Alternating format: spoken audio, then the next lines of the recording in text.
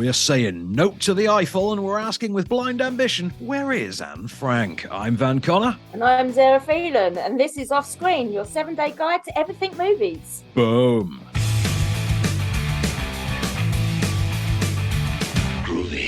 Welcome back to Off Screen for another round of cinematic goodness, your 7-day roundup. We've got some things on the big screen for you, some things you can stream, some things you can watch on telly even, and old school telly too on Freeview. So even if you're in like a caravan, you can still like hook up an antenna like rudimentary style, like Bear Grylls survival television. And there are still movies every day. We've literally got a movie for every day of the week for you. So Zehra Phelan, it's your first week permanently in the big chair. How you doing? Welcome back.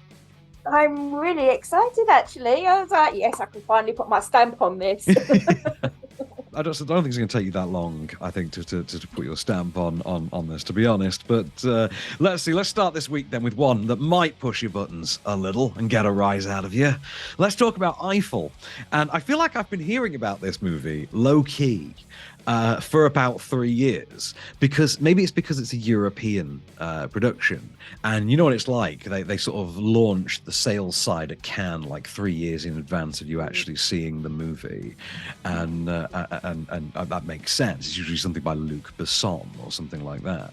But this is about Gustave Eiffel, played here by, I think it's Romain Dupree, and he's depicted as, sorry? Duras? Yeah. Duras? Is it Duras? Yeah, there's no Dupree, it's Duras. Dupree, sorry, Duras. I watched you, do you know what it is? I watched you, me and Dupree on a plane last week. That's what happened to me. I am so sorry. Yeah, anyway, it's like French. So he seems to be pitching his Gustave Eiffel, or Eiffel, or for the purposes of my dialect, Eiffel. I'm going to say it like trifle, Eiffel. Eiffel, by the way. Is it Eiffel? Does he pronounce it Gustave Eiffel? Well, yeah. Oh, good Lord. Okay, so they seem to picture a sort of Guy Pearce kind of middle age for either way. And this is his struggle to design and build, the great monument to history that is the Eiffel Tower. And of course, the hidden meaning, behind it, and the great love that fueled it all. We don't have a clip because it's in French.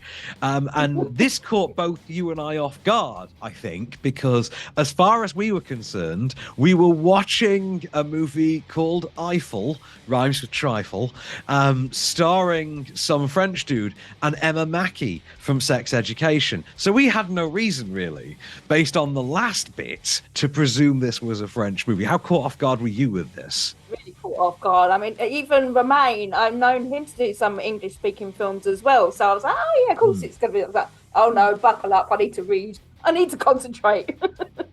Yeah, exactly. I mean, to be fair, I didn't know Emma Mackey could like really fully act in French. I think I've seen her do some French bits she's not done in Death on the Nile, I think, or something like that. But I didn't realise she was actually properly fluent in French. She's very, very good. She's very convincing, to be honest.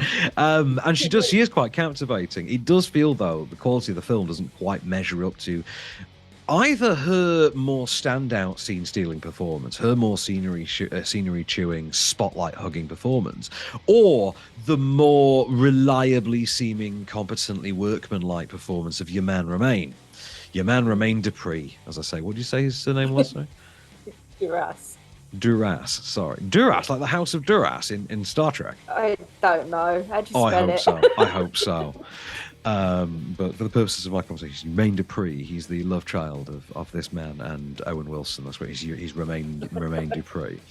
But like I say, he's got quite a steady performance. It's not really a showy performance. It is quite a baseline, kind of almost low energy performance. Even in the moments that call for passion, it's not. You feel like you could strap a heartbeat monitor on the guy, and he's not going too far above room temperature. You know what I mean?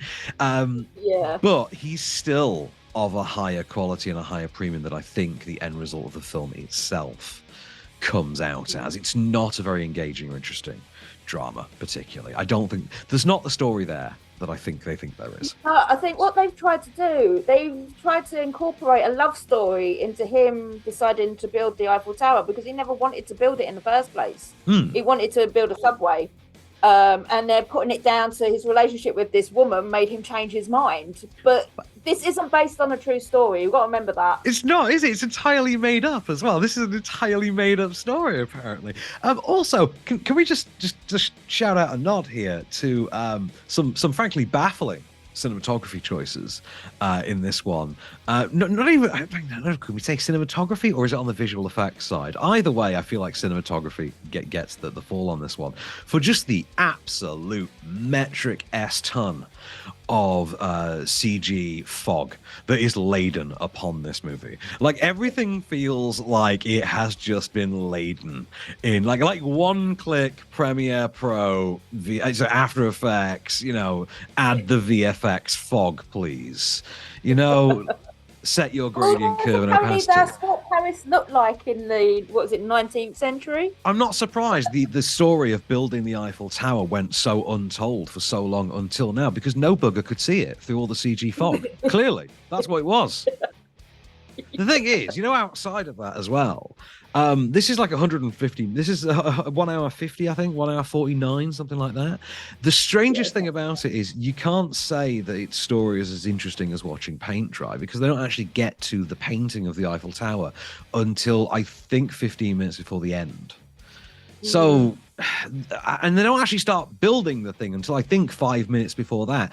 So you can imagine just how much like sort of phoned in haute melodrama has to be laden upon this thing, and it never gets above, like I say, that baseline for me. So I think this feels like an absolutely squandered opportunity. You hope for Titanic, you get something I think more akin to Grimsby, like a really dull Grimsby.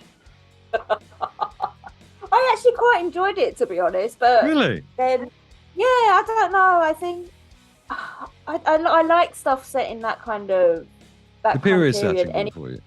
Yeah, I did that, and you know, I didn't know anything about him either. So at least, you know, I didn't, to be fair. Story, yeah, even though it's not based on a real story, at least, you know, you get to know a bit about the guy and how revered he was. I didn't even know he was such a revered, architect or whatever at the time.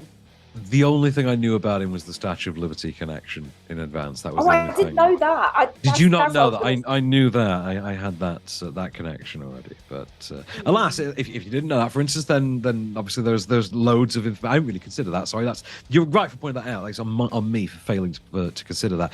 You will actually learn a lot about the guy in this. There are enough in the way of actual facts, I think, presented about Gustav Eiffel, as you tell me, Eiffel. To actually you will actually learn some stuff about the guy that's quite fascinating. I'm shocked that this movie hasn't been made before now, starring Adrian Brody, if I'm really honest. But does that not feel like a movie that we've been spared at this stage? Yeah, I do actually. Yeah. Now that you've said that, Adrian Brody makes sense. Okay, then tell us about our next one. Then we've got Where Is Anne Frank? Sorry, Eiffel is in that. Eiffel is in cinemas from Friday, August the 12th.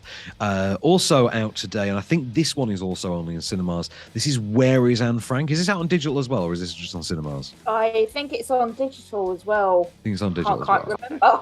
You've seen Where Is Anne Frank then, Zehra? Why don't you tell us about? We've got a clip for this one as well. Why don't you set us up for the clip here? Okay, well, this is directed by an Israeli director, Ari Foreman, and it's about basically.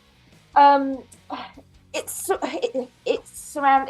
focuses on a character called Kitty, who was Anne Frank's best friend in her diary, and it's set in the modern day world. Kitty comes out of the book, and she doesn't know Anne's not alive anymore, and it's her journey of trying to find Anne Frank. It was all so wonderful, but then everything changed. The Nazis came to power in Germany, and then they took over most of Europe and marked us Jews as the villains. They told everyone we were to blame for all the world's problems. Disease, hunger, poverty, you name it. Then the restrictions. First it was the swimming pools. After that it was everywhere. We were banned from concert halls, shops, sporting events, parks, hospitals, universities. And then they imposed a curfew. We weren't allowed to leave the house between sunset and sunrise. So that is Where is Anne Frank in cinemas non-digital from today. You know, we kind of buried the lead there, Zehra, didn't we? I think because we both forgot to mention that this is an animated movie. That would have that would have been a thing. You would just set, we should set that up, shouldn't we? This is an animated movie. As soon as you went to the clip, I was like, damn it. yeah, it's like, oh yeah, that might add some context. Yes, that's an animated movie, so when you're hearing those Holocaust references and things like that. So you say this is kind of a magically based but modern day set fairy tale centering around the idea of Anne Frank's diary manifesting as a corporeal entity, the Kitty that she writes her diary to, because I was thinking the diary is written, I think, in letter form to Kitty. Kitty is brought manifest. The book is brought to life as Kitty, as a girl of comparable age to Anne Frank, who's just looking for her friend. But it's all animated in that style of what's the name of the studio? I really love them that did Song of the Sea, Cartoon Saloon. I think Cartoon Saloon. It's animated in a style almost akin to theirs. If in fact it isn't theirs, actually, I might be remiss in that. Maybe it's a sub-production of theirs, but it's gorgeous to look at. I thought it was really eloquent. I thought it was really quite charming. I thought it managed to be precocious, but at the same time remain quite innocent. Without it didn't ever feel malicious or anything like that. I think it prodded and it poked in all the right ways, because it goes after very contemporary issues of things like undocumented migrants and racism and class and homelessness, and takes it from it. I mean, at first because I didn't know the concept of the movie before I watched it. No, okay. Didn't know it. As I'm watching this unfold, I'm like, what the hell am I watching? And this is wow. I wish I could have been in the room for the pitch meeting for this, because damn, like, this is a swing. And yeah, I was really taken by it. I found that it dragged a little bit. Like, that takes it from a 5-star to a 4 to me. But over to you. Yeah, no, I do think, I mean, I did like that whole concept, how it intertwined Anne's story with the one of modern day immigration as well. But like you said, it did it stretched it out. I think they stretched out Anne's story more than anything else, which they could have definitely shortened that down. But I loved how Kitty who's actually voiced by Ruby Stokes from Bridgerton fame, played one of the sisters. Oh, of course it is. Yeah. I did think the way they brought her to life was really quite creative. I actually really enjoyed that whole animation side of it. Yeah, it's really quite a well realized idea. Like I said, it caught me completely off guard, but I bought into it immediately. Like, every wild swing that it took. I mean, at one point you start thinking, hang on a minute, so let me see if I'm following. So Anne Frank's diary has been corporealized, is now on the streets of Amsterdam in 2022. And it's taking on immigration and homelessness in the EU. Okay. Yeah, because that's once you stop at that beat, it's like, this is wild, man. That's a thing. And like I say, I'll champion Geostorm. But just that's out there. It works though. Like I say, really well performed, really well realized, and very vibrant, very imaginative, very memorable and striking. I really loved it. I think that's Where is Anne Frank? Would you give that out of 5? I'd give it a 4. Give it a 4. I go with a 4 as well, only for that drag factor, I think.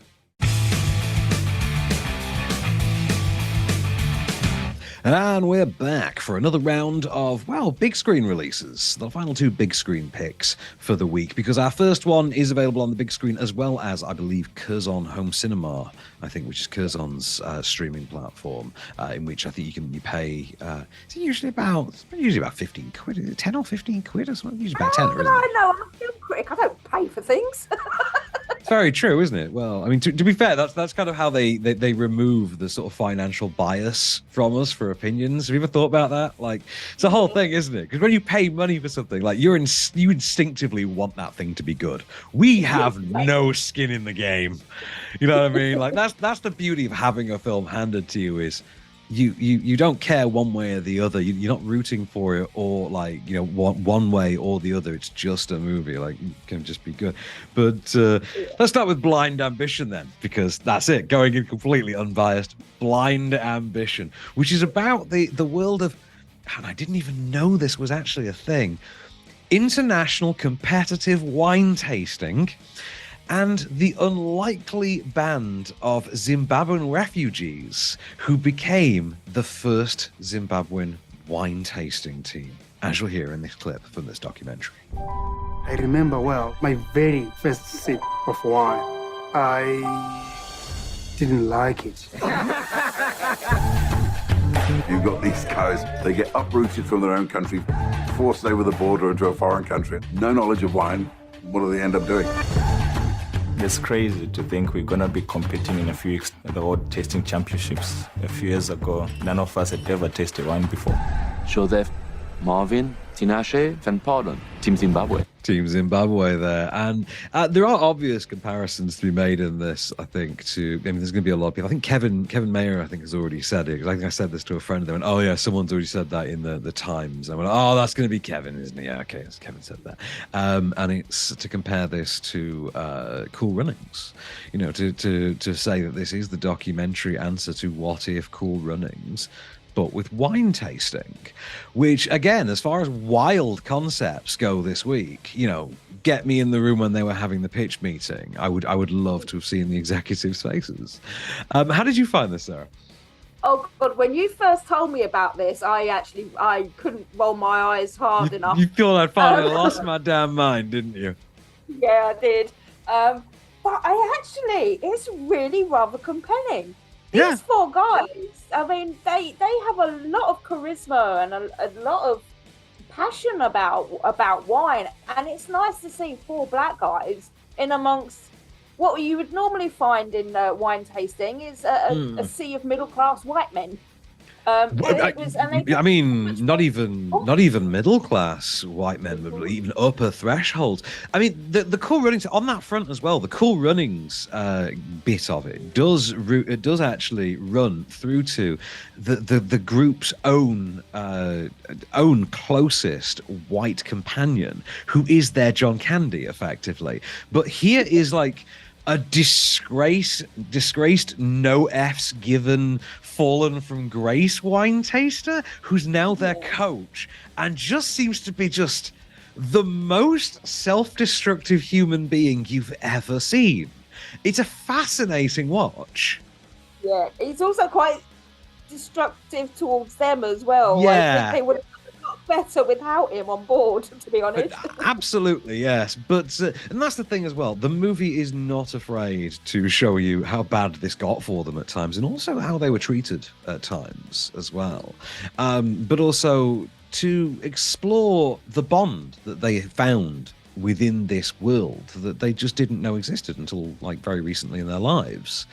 And it's just a captivating story. It's really well captured. I was really taken in by it. Like you said, I mean, I could tell that you thought I'd finally gone nuts. To be honest with you, I thought, well, it'd be good for a laugh, if nothing else, competitive wine tasting. You know, that's the gig. You know, you learn something new every week.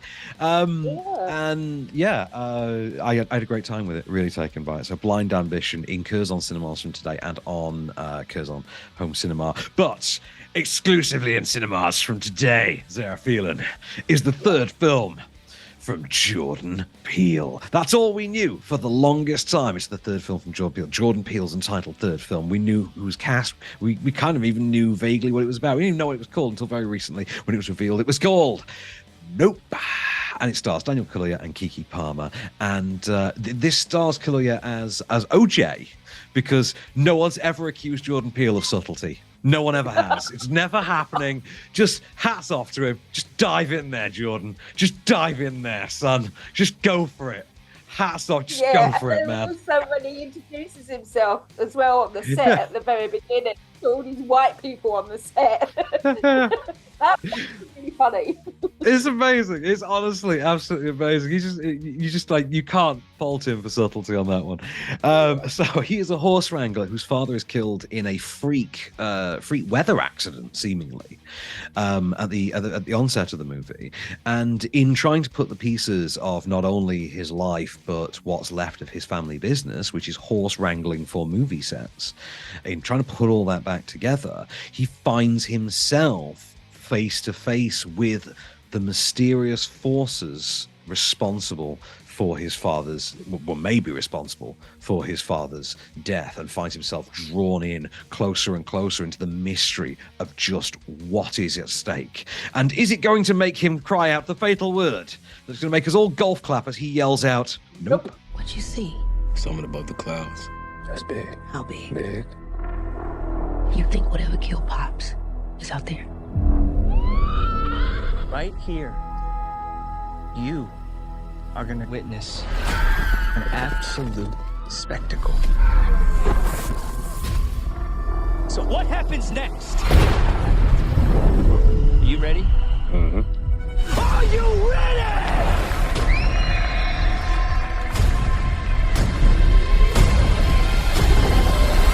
Here we go.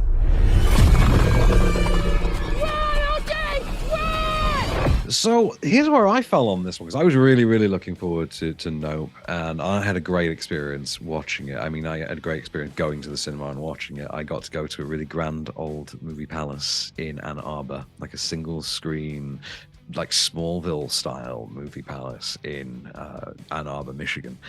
And where the kind where, you know, as is standard in American cinemas, they refill your popcorn and beverages. It's amazing. I loved it. And I watched this movie and I thought to myself, this is not Jordan Peele's best movie, but it does have some of his best moments. It does have some of his best stuff. He is someone who comes on leaps and bounds in each and every film, even though his films don't necessarily get better, because I don't think anyone's going to say that Us was better than Get Out. No. And I think Get Out was his pinnacle, I think. Yeah, I think uphill from there. I think he is following, I think at the moment, the quality trajectory of Shyamalan. If you go with Sixth Sense, Unbreakable, Signs, and there are a lot of comparisons to be made between Nope and Signs, specifically in its subject matter, in its type of setting. Obviously, there's a switch up there, but the way that it uses its settings, the way it uses the setting to depict a certain ambience, a certain isolation for its characters. I would argue, you know, it swaps out, you know, crop circles for wacky wailing and flail arm flailing tube man, you know, and Daniel Kaluuya, as you would absolutely expect, absolutely fantastic in this. Like, you know, he shows up ready to play. Like, he's tooled up, ready to play every time out the gate. You don't fault with Daniel Kaluuya. He doesn't have that much dialogue, which surprised me. Keke Palmer, which I think she was standout. She is the standout, but a lot of that is that. I mean, a lot of that is in the character, which is a brilliantly scene-stealing character. But in that way that Jordan Peele seems able to write quite effortlessly, he seems to be able to write a showy scene-stealing character without it being too obnoxious. Yeah. And Keke Palmer nicely straddles that line. I think just before reaching the point of obnoxiousness, really hones it in, really reins it in perfectly. I love her in this. I think she's a hell of a find in this one. Like, this is, I'm not familiar. What's she been in before this? Do you know offhand? Oh, wasn't she in Lightyear? Is she in Lightyear? Yes, yes, she's Buzz. Yeah. The granddaughter. She's his co-pilot's granddaughter. Yes. Yeah. Exactly. I love her. I'm a huge fan. I'm a huge Keke Palmer fan. I need to see more of her. I'm a huge Jordan Peele fan. Stephen Yeun as well, brilliant in this. Wonderful cinematography from Hoyt van Hoytema there as well. Who, again, the vistas he captures, his depiction of this ranch, just absolutely marvelous. Oh, and I got to give it up for Michael Wincott, the great Michael Wincott of Robin Hood, Prince of Thieves, of The Crow, of Metro, of 1993/1994's The Three Musketeers, starring Chris O'Donnell and Charlie Sheen and Kiefer Sutherland. The awesome Michael Wincott, who just shows up here and I think has just improv'd as Michael Wincott, which is, I'm here because nobody appreciates me. I'm just here to be awesome. Please just let me stand here and have the film happen around me, for I am the great Michael Wincott. F your movie. Michael Wincott time, baby. And you know what? I'm here for it. I'm here for that all day. There's not enough Michael Wincott in this movie for me, and there's a lot of Michael Wincott. See Nope. If you can see it in IMAX, do. I think it's brilliant. Like I say, not Jordan Peele's best, but oh my God, there's some creepy stuff in here, and there is just some of his best stuff in here.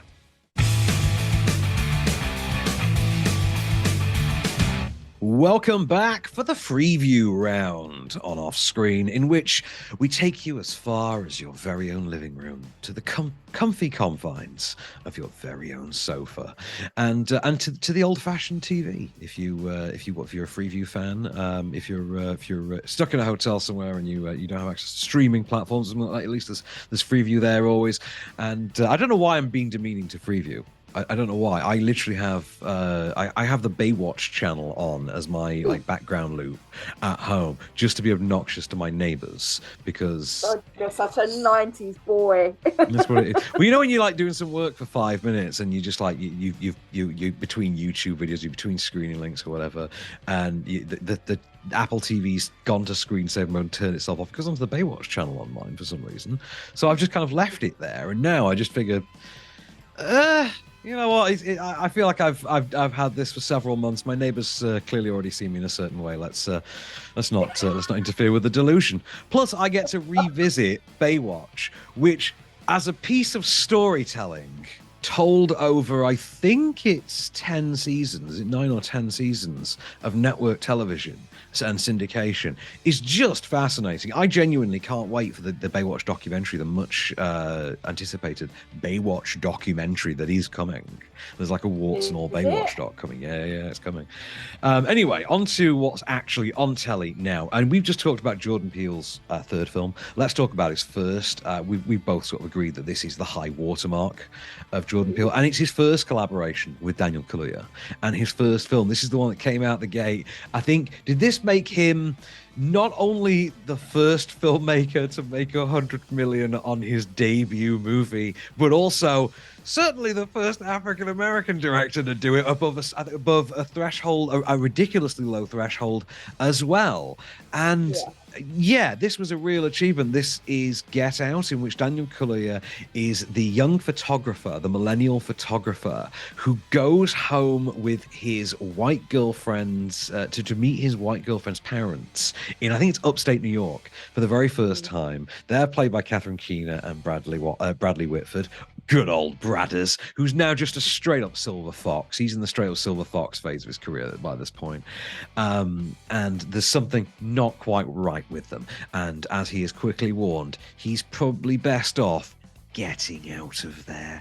You can find out why tonight, 10:50 on Film 4. Really terrifying film at times. It's really chilling. I mean, that iconic shot of the actor running towards camera is one of the all-timers to me. That's one of this century's high watermarks, as well as the movie itself. Yeah, I mean, it's not your traditional horror, is it? It's just a psychological. No. It's all that hidden meaning type horrors there. So that's what makes it even more terrifying. I think so. It's also accessible enough that it plays like a more crowd-pleasing take on an A24 movie. I think there's that way to look at it as well. But also, I think the M. Night Shyamalan comparison is apt. I think that holds. On to Saturday night then. So tomorrow night, 11:40 on BBC One. I know you didn't rate this. I have such a soft spot for this. This stars Chloe Moretz in a Neil Jordan-directed psycho thriller, starring Isabelle Huppert as the title character, Greta. The deranged older French lady living in New York who befriends a young sort of Gen Z waitress played by Chloe Moretz, and then just sort of does the single white female thing. I want to be your friend. A routine. You can see this tomorrow night, 11:40 on BBC One. It's such gleeful trash. It's such knowing schlock. It knows what it is, and it really leans into its own haute melodrama. Isabelle Huppert really just swings for the fences. She's chomping down on every block of cheese she can find. You know what I mean? She's tossing between munching down on scenery and cheese. You know what I mean? It's in equal measure. Find out why in a movie bizarrely directed by Neil Jordan. That one makes no sense to me. It's all over the shop. It's bonkers. It's a ride. It's a BuzzFeed article brought to life through the prism of a single white female remake. But yeah. You call it gleeful trash. I just called it trash. I hated it with a vengeance. Should we go to the other end of the spectrum then for Sunday night with what I think is possibly the UK TV premiere on BBC Two at 10 p.m. of Bradley Cooper's 2018 remake, the acclaimed Oscar-winning A Star Is Born, in which Bradley Cooper is now the mentor slash grand love interest figure of the music industry to the up and coming star here played by Lady Gaga, and her rise to fame, and how it intersects with his fall from grace, his increasing fall from the spotlight, his slip out of the spotlight. It's heartbreaking. Mm-hmm. For Bradley Cooper, I think this actually made him as a director. It certainly made me sit up and take a lot more notice of him as a filmmaker. I think so, but that has always been Bradley Cooper's luck in that regard. I mean, to be honest with you, the Star Is Born gig is entirely nepotism based. It's not nepotism. Oh. It's your mate. It's your mate doing it for him, because this was Clint Eastwood's movie. Clint Eastwood was directing this with Beyonce. And then I think he left to do Jersey Boys, I think, and passed it over to his friend Bradley Cooper, who, as Clint Eastwood tells it, wanted to direct something. To which, like, oh yeah, if you want to direct it, my mate Clint Eastwood will just toss me a movie. So I think there's never that. It's one of those sort of poison chalices. It's kind of like The Rock, in that you can't fault The Rock for being a talented individual who worked his arse off to get where he is. But at the same time, The Rock came from wrestling royalty, and you can't ignore that element of the story now. Once you know it, you feel like you kind of have to factor that into how you see him. But again, separate the art from the artist, and A Star Is Born is a damn good movie, even outside of being an excellent remake. I did absolutely love this, and it also just proves that Gaga could. I mean, that's when we first thought, okay, Gaga's not just a singer. You can actually act. Yeah, and now in 2022, we think it's the most normal thing in the world that she's going to star in a musical sequel to Joker, starring Joaquin Phoenix and directed by Todd Phillips, the Oscar-nominated director of Joker. So, yeah, what time to be alive? Star Is Born is on BBC Two Sunday at 10. Want to revisit an all-timer, and I think I haven't revisited this in a few years. I'm going to show this to Miriam at some point, because I know she's never watched it. 11:40 ITV4 on Monday. Hot Fuzz. It's a policeman officer. It's a great one. This is the second in the Cornetto trilogy. This is where they swap zombie movies for the cop movie genre, taking on Bad Boys, taking on The Rock, taking on the Michael Bay subgenre.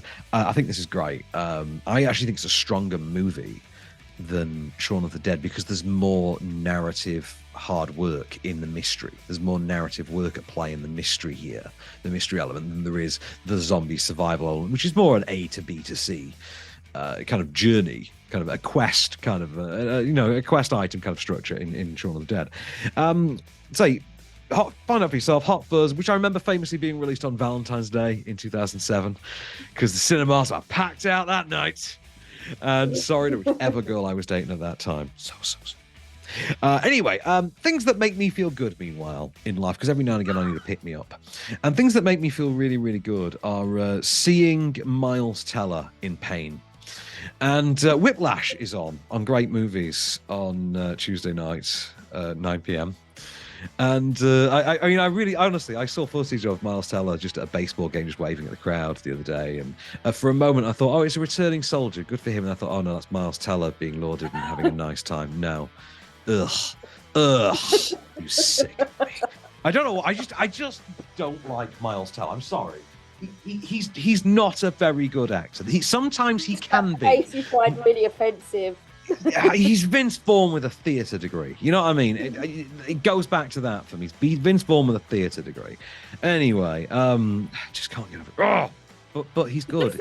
No, Whiplash is a brilliant film. Yeah, but he's very, very good in Whiplash, in which he displays a lot of stuff. He's also excellent in Top Gun Maverick. I have to hand it to him. He's excellent in Top Gun Maverick. Yeah. Whiplash, 9 p.m. on Great Movies, though. Let's give it up to the Oscar winner, though, for this one. Let's never forget that Sir Miles was not even nominated.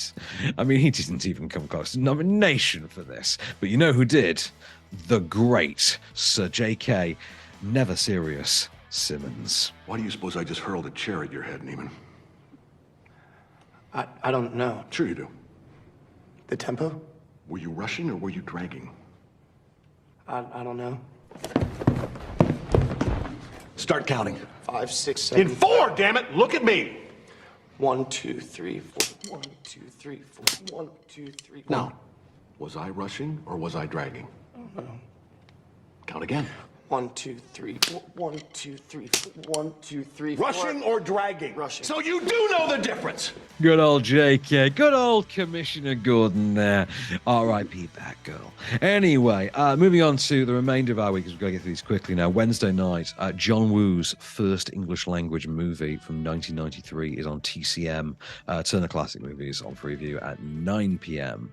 1993's Jean-Claude Van Damme action, A Hard Target, in which it's a loose adaptation of The Most Dangerous Game, which we most recently saw adapted as The Hunt from Blumhouse. You remember the one that annoyed all the Trump guys?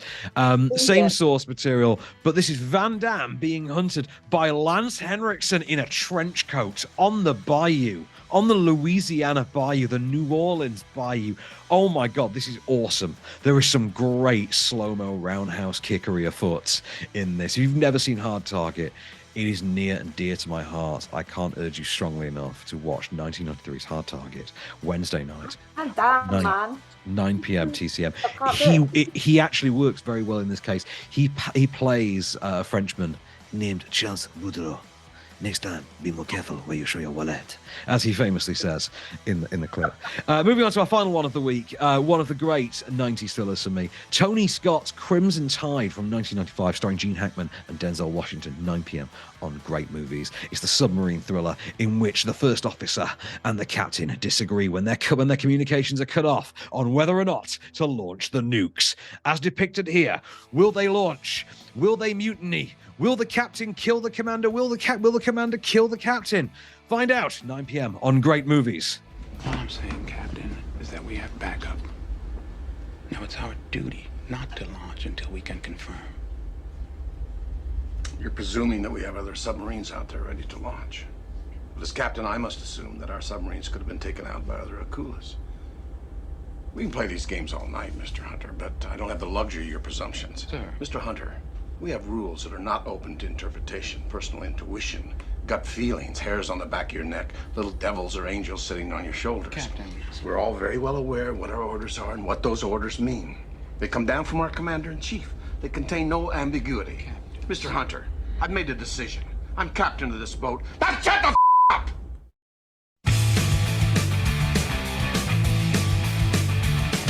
Welcome back for one last ride off screen and taking you through the streaming section along with the virtual DVD and Blu-ray aisle. There are actual physical Blu-ray and DVD aisles still in the world. I know HMV still a thing and supermarkets still sell discs, so at least you can in the real world still get physical discs. So let's not neglect them just yet, but they're mostly virtual. Most of us are buying our discs online. I think most of us are just Amazoning them in, aren't they? But alas, streaming wins out with the first pick of the week this week, which we didn't get to review.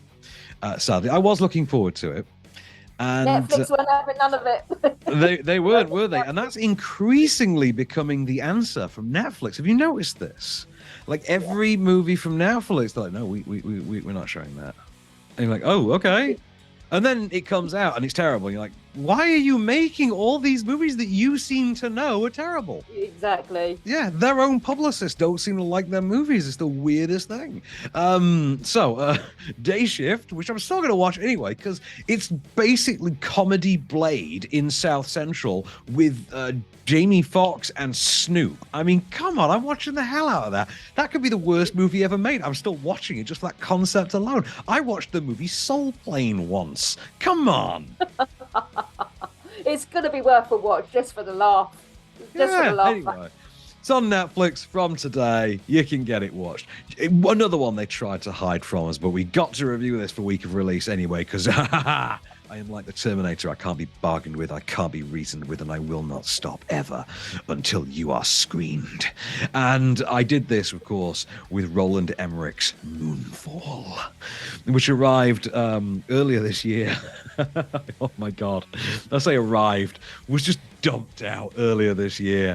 And this is like Roland Emmerich got a hold of an app, fed it all of his own movies and just remixed some sort of greatest hits compilation, and it farted out a movie starring Patrick Wilson and Halle Berry. And the weird part is, and what's his name from Game of Thrones? Oh God, what's his name from Game of Thrones? No, who plays Sam in Game of Thrones? John Bradley. I think his name's John Bradley. But and you watch this movie, and John Bradley from Game of Thrones, Sam from Game of Thrones, is playing it like he's Josh Gad. And you're like, why is he like playing this like Josh Gad? And then you read the production notes that have been like put onto Wikipedia, and you find out that it was actually Josh Gad in the role, and then he quit. And then they hired John Bradley, Sam from Game of Thrones, and for some reason he thought, I'll just play it like that.